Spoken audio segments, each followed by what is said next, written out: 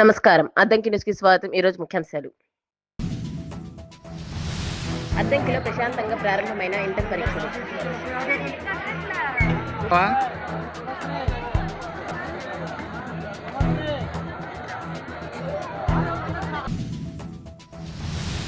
అద్దంకిలోని municipal కార్యాలయం master point కార్మికుల నిరసన.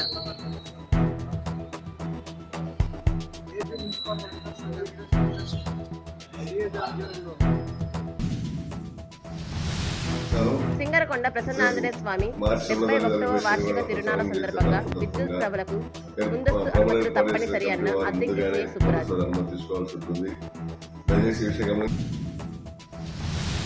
అద్దంకిలో సోమవారం నిర్వహించిన ఇంటర్మీడియట్ మొదటి సంవత్సరం పరీక్షలు ప్రశాంతంగా జరిగినట్లు అధికారులు తెలిపారు. విశ్వభారతి జూనియర్ కళాశాల, శ్రీ చైతన్య జూనియర్ కళాశాల, గవర్నమెంట్ జూనియర్ కళాశాల 3 సెంటర్లలో పరీక్షలు నిర్వహించారు. విశ్వభారతి జూనియర్ కళాశాల పరీక్ష సెంటర్ను జిల్లా ఫ్లయింగ్ స్క్వాడ్ తనిఖీ చేశారు. పరీక్షలు బాగా రాశామని విద్యార్థులు తెలిపారు.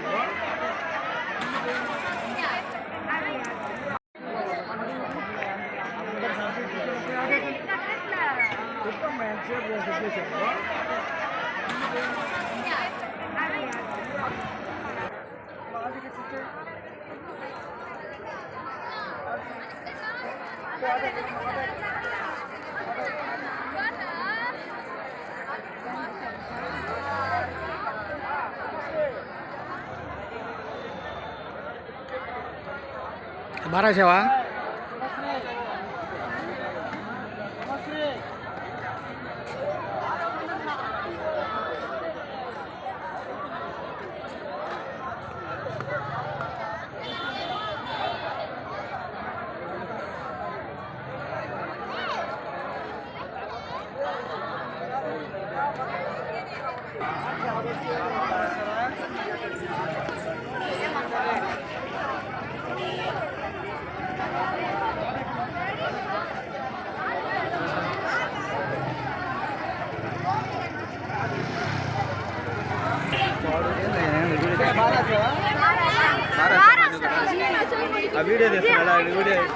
ఎట్లా చేరమ్మా చెప్పండి. ఏ ఎగ్జామ్ ఇవాళ ఎట్లా చేరు? ఏ ఎగ్జామ్ ఇవాళ? తెలుగు పేపర్ మటుకి తప్పుకు వచ్చింది. అసలు చింతపడి Telugu exam.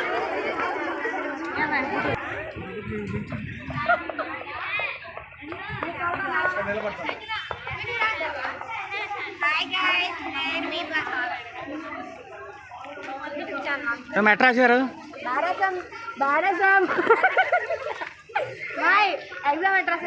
Exam super class వచ్చింది. పేపర్ కూడా పాస్ అయితే విధంగా వచ్చింది. బాగా రాసా ఎగ్జామ్ బాగా రాసా. మంచి మార్కులు వస్తాయి.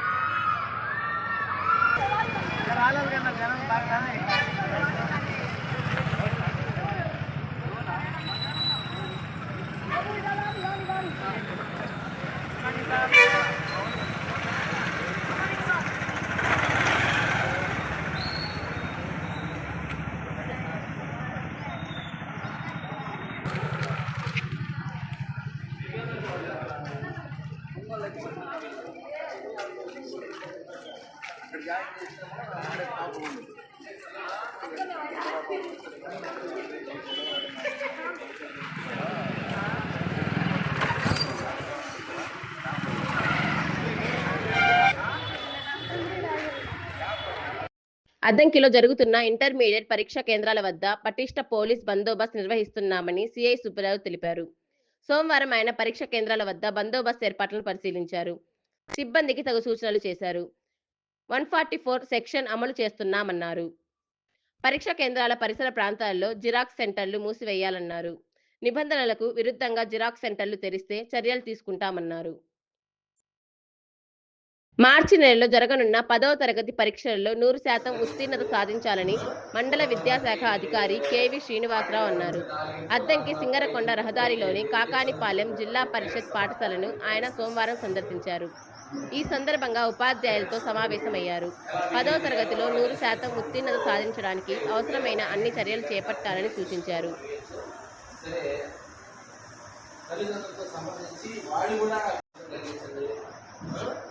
మనకి మాటిన వాడు ఉంటే 4 వరకు 5 ఫోన్ చేయండి, ఇదే చదువుతుంది చెప్పండి, పేరెంట్స్తో మాట్లాడండి, పేరెంట్స్ ఎలా బిహేవ్ చేయాలో వాళ్ళ దర్శనం ఇచ్చినప్పుడు వేరే ఒక ఆయన పెట్టండి దాని మెసేజ్ మనం వేయచ్చు. సరే తల్లిదండ్రులతో సంబంధించి వాళ్ళు కూడా పిల్లలు లేచి చదువుకునేటప్పుడు వాళ్ళు కూడా లేచి కూర్చోవాలి. వాడి చదువుకొని చెప్పి తల్లిదండ్రులు పిల్లలు కూడా వస్తుంది లేదా చదవకపోవచ్చు. వాళ్ళ ఆరోగ్య పట్ల కూడా శ్రద్ధ తీసుకొని తల్లిదండ్రులు మంచి ఆహారం ఇవ్వాలి, హైజీనిక్గా వచ్చారు పిల్లల్ని. ఇలాంటి జాగ్రత్తలు తల్లిదండ్రులు తెలియజేసి తల్లిదండ్రులు కూడా పాఠశాలకు పిలిపించుకొని ఇంట్రాక్ట్ అయ్యి మీ పిల్లల భవిష్యత్తుకి మెట్లా సాధించాలి విషయాన్ని మనం కూడా అర్థం చేసి. అద్దంకి మండలంలోని శ్రీనివాస్ నగర్ వద్ద నామ్ రోడ్డు హైవేపై సోమవారం రోడ్డు ప్రమాదం చోటు చేసుకుంది. డివైడర్ మధ్యలో చెట్లకు నీళ్లు పెడుతున్న హైవే వాటర్ ట్యాంకర్ను సిమెంట్ లోడ్ లారీ క్రాస్ చేయబోయి ఢీకొట్టింది. ఈ క్రమంలో లారీ రోడ్డు మార్జిన్లో దూసుకుపోయి కరెంట్ పోల్ చెట్టును ఢీకొట్టి ఆగింది. ఆ సమయంలో ఎవరూ లేకపోవడంతో ప్రమాదం తప్పిందని గ్రామస్తులు తెలిపారు. ఈ ప్రమాదంలో లారీ డ్రైవర్కు తలకు గాయాలయ్యాయి.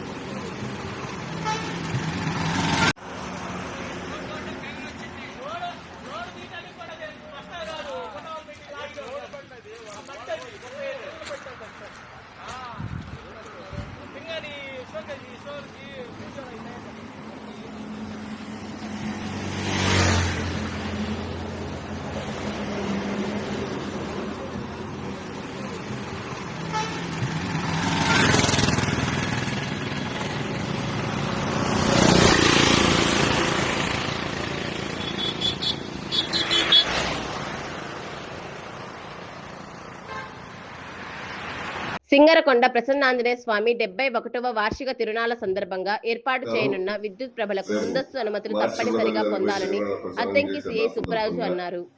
ఆయన సోమవారం మీడియాతో మాట్లాడారు. వార్షిక తిరునాళ్లకు 6 రోజులు మాత్రమే సమయం ఉందన్నారు. ముందస్తుగా అనుమతులు పొందితేనే తగిన బందోబస్తు ఏర్పాటు చేయడానికి వీలు కలుగుతుందన్నారు.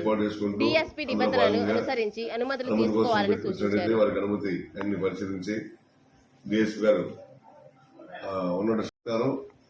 రేపు మార్చి 2వ తారీఖు ప్రసారం చేసిన సందర్భంగా ప్రభుత్వం ఏర్పాటు చేసిన కమిటీ వారు ముందుగానే పోలీసు వారు అనుమతి తీసుకోవాల్సి ఉంటుంది.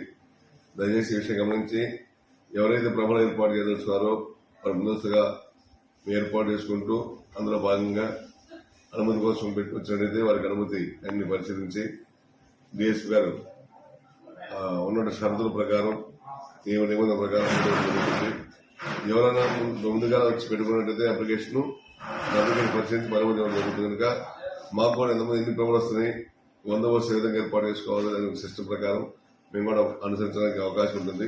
మీరు చివరిలో వచ్చి రేపు పెడతాం ఈ రోజు వచ్చి పర్మిషన్ ఇవ్వండి అడవాడిగా ఉంటుంది. ఆ టైంలో అందుకు బందోబస్తు ఎంగేజ్ ఉంటాం. దయచేసి ఎవరైతే ఈ తిరునాళ్ళ సందర్భంగా ప్రభుత్వం ఏర్పాటు చేయదలుచుకున్నారో అది ముందుగానే ఒక పద్ధతి ప్రకారం అనుమతి తీసుకున్నట్లయితే వాళ్ళందరూ కూడా మళ్ళీ మేము 2 days ముందు ప్రభుత్వ కమిటీ అందరితో కూడా డిఎస్పీ గారి ఆధ్వర్యంలో మీటింగ్ పెట్టాల్సి ఉంటుంది. వారికి కూడా కొన్ని సూచన చేయాల్సి ఉంటుంది. అందువల్ల మీరు ఎవరైనా ప్రొవోకేటర్స్ వారు ముందుగా అనుమతి పెట్టుకోవాల్సిందిగా కోరుతున్నాం.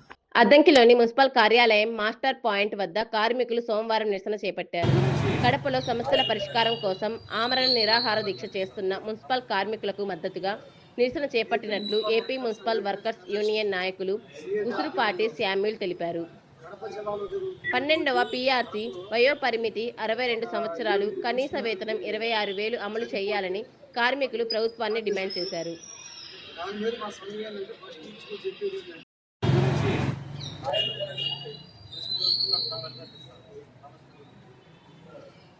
AP municipal workers and employees federation CAT ఆధ్వర్యంలో కడప జిల్లాలో జరుగుతున్నటువంటి కడపలో ఒక 7 మనుషులు అనేది చనిపోతే వాళ్ళు ఆపేసి దాని మీద మా సంఘం ఏంటంటే ఫస్ట్ నుంచి చెప్పేది ఏంటంటే వాళ్ళ ప్లేస్లో వాళ్ళ ఉన్నటువంటి వారసులు ఉద్యోగాలు ఇవ్వాలని చెప్పేది ఫస్ట్ నుంచి ఉన్న నిర్ణయం. కనీసం వాళ్ళు 7 ఏళ్ళుగా దీనిలో పోరాడుతున్నారు. అలాగే 18 రోజుల నుంచి ఎక్కువగా ధర్నాలు చేస్తా పెంచేసి నిర్మాణ సమ్మెలు జరుగుతుంది. అందరూ కూర్చోతున్నారు. మా డిమాండ్ ఏంటి ఫస్ట్ నుంచి కూడా వాళ్ళు చనిపోతే వాళ్ళ ప్లేస్లో వాళ్ళ పిల్లలకి ఉండే ఉద్యోగాలు 28 రిటైర్మెంట్ అయితే 28 ఇప్పుడు వయసు వయోపరిమితి 28 60 నుంచి 2 సంవత్సరాలు పెంచండి వయసు వయోపరిమితి. ఇప్పుడు ఏం చేస్తుంది గవర్నమెంట్ వాళ్ళకు ఉన్నటువంటి పర్మిట్ వాళ్ళకి 60 నుంచి 62 పెంచారు. మన కాంట్రాక్ట్ అవుట్ సోర్సింగ్ వచ్చేసి 60 సంవత్సరాలకే రిటైర్మెంట్. కనీసం మన బెనిఫిట్స్ ఉన్నాయా? బెనిఫిట్ లేదు. మనం అడిగే బెనిఫిట్ ఏంటి? కనీసం గ్రాడ్యుటీ ఇవ్వండి. అంగన్వాడీ వాళ్ళకి అందరికీ ప్రతి ఒక్కరికి ఇచ్చేది గ్రాడ్యుటీ అనేది మనకు లేదు. గ్రాడ్యుటీ ఇవ్వండి. 60 నుంచి 62 పెంచండి. అలాగే 10 సంవత్సరాలు సీనియర్ ఉంటే అదనంగా సంవత్సరానికి వచ్చి 2 వేలు పెంచి ఇవ్వండి. ఎక్స్కేషన్ ఉంది 5 లక్షలు. ఇప్పుడు మనం అడిగేది ఏంటి? 7 లక్షలు ఇవ్వండి. 7 లక్షలు అనేది ఆల్రెడీ మన ఆఫీస్లో 5 లక్షలు సంవత్సరాలు మనం అనేది ఏంటి? 2 లక్షలు ఆఫీస్లో పెంచి ఉంది అంటే 7 లక్షలు వచ్చింది. ఓకేనా? దీని మీద ఆల్రెడీ కడప నగరంలో జరుగుతుంది. దీని మీద రాష్ట్ర నాయకులు వచ్చేసి ఆల్రెడీ సిగ్గుల్లో మనకి సంఘీభావం తెలియడం జరిగింది. అలాగే మనకు పిలిపించింది ఏంటంటే దీనికి ప్రతి ఒక్కరు మున్సిపల్ ఆఫీస్ ఓపెన్ చేసి లేదు. సెకండ్ రేపు 24 వచ్చేసి చెలవు విజయవాడ. ఈ చెలవు విజయవాడ కార్యక్రమానికి ముఖ్య ఉద్దేశం ఏంటంటే 12వ PRC అమలు చేయాలి. ఈ 12వ PRC మనకి చేపట్టి అలాగే కనీసం